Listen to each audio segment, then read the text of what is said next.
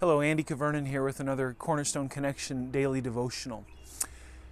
Hey, the longer that this whole thing goes on, perhaps you're like me, the harder it is to deal with, You wake up every morning and you just kind of wish things would be back to normal, and yet they aren't. And as you read the headlines and you watch the news, there's talk that this could last not only through this spring, but on into the summer and the fall. And I don't know about you, but I can't even get my head around that. I really can't. But we have a God who can, a God who has, a God who does. He knows all things. He sees into the future. And I want to bring you to a verse that encouraged me recently to trust God not only for that big macro future that we're all worried about, but to trust Him for today. Okay? In Psalm 68, verse 18, the psalmist writes, "Blessed be the Lord who daily bears us up." I love that. Blessed be the Lord who daily bears us up. He says God is our salvation. I want to focus on just those 5 words today for our devotional. Who daily bears us up? Who are we dealing with here? Friends, we're a product of a creator God who presides over all things, who is sovereign over all things. And I love what the psalmist reflects on in Psalm 8. When he considers the glory of God, he says, "When I look at your heavens and the work of your fingers, the moon and the stars which you set in place, what is mankind that you are mindful of him, and the son of mankind that you even care for him?" Don't you love that? We serve a God who presides over all things, and yet who knows us. That's who we're dealing with. We have a God who daily interacts with us, who daily presides over us, who's daily involved with our lives. And I love how Jesus prayed in Matthew 6:11, and he said, "Give us this day our daily bread."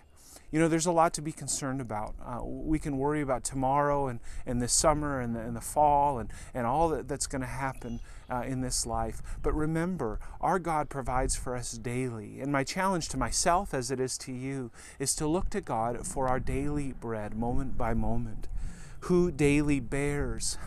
What a great concept that our God bears us up. He is the strength of our lives, and I love how the psalmist recognizes that in the first part of the psalm here in 68.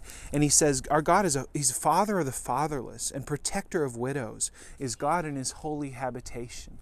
God is designed to bear us up. God has what it takes. He's the father of the fatherless. He's the protector of widows. And he'll bear you up too on this day. It reminds me of Martin Luther's hymn, "A mighty fortress is our God, a bulwark never failing." God will not fail in bearing up his people. And then it says us. He bears us up. And the Apostle Paul in the book of Ephesians talks about God having chosen us in chapter 1 for adoption as sons and daughters of his. We are chosen by God. We are special to God. We are uniquely bestowed with grace by God if we are in Christ. And that is a privileged position. Know that the Lord loves you, that he has chosen you if you're in him, and that you can trust him for your needs today. And then he says, up. So who daily bears us up? The psalmist over and over had his eyes up on the glory of God. And he said this in verse 28 of chapter 68. He said, "Summon your power, O God, the power, O God, by which you have worked for us." And then he says in verse 35, "Awesome is God from his sanctuary, the God of Israel. He's the one who gives power and strength to his people. Blessed be God."